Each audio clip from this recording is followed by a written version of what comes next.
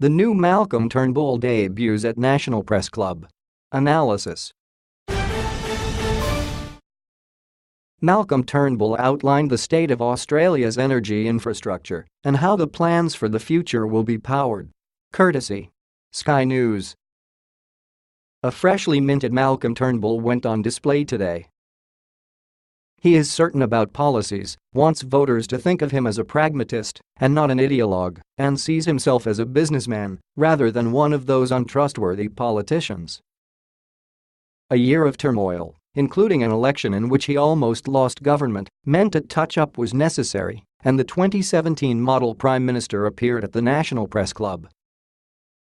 This version might not appeal to the voters disappointed they no longer see the vintage Malcolm Turnbull and his outspoken convictions on climate change and constitutional reform. But it could go some way to connecting him with voters who thought he was more interested in himself than their problems. At times he sounded like that much-loved Liberal vehicle, the J.W. Howard. "We advance Australia fair.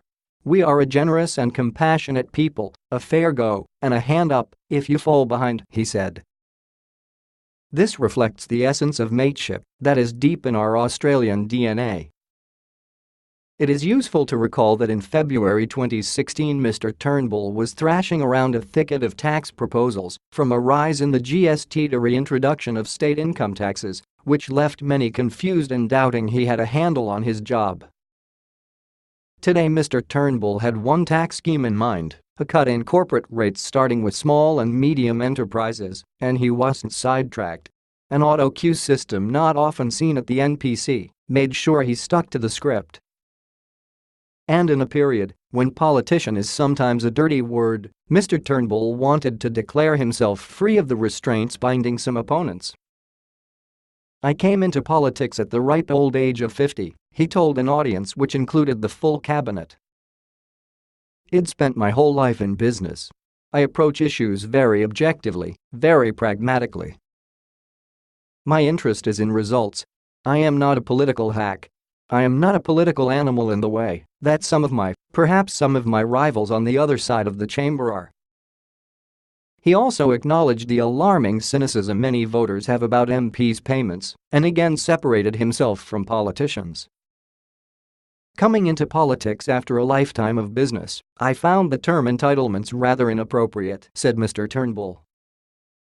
"Politicians' travel and other expenditures are business expenses, and they should be spent prudently and cost-effectively. The Australian people are entitled to expect that politicians spend their money appropriately and feel let down when politicians have not.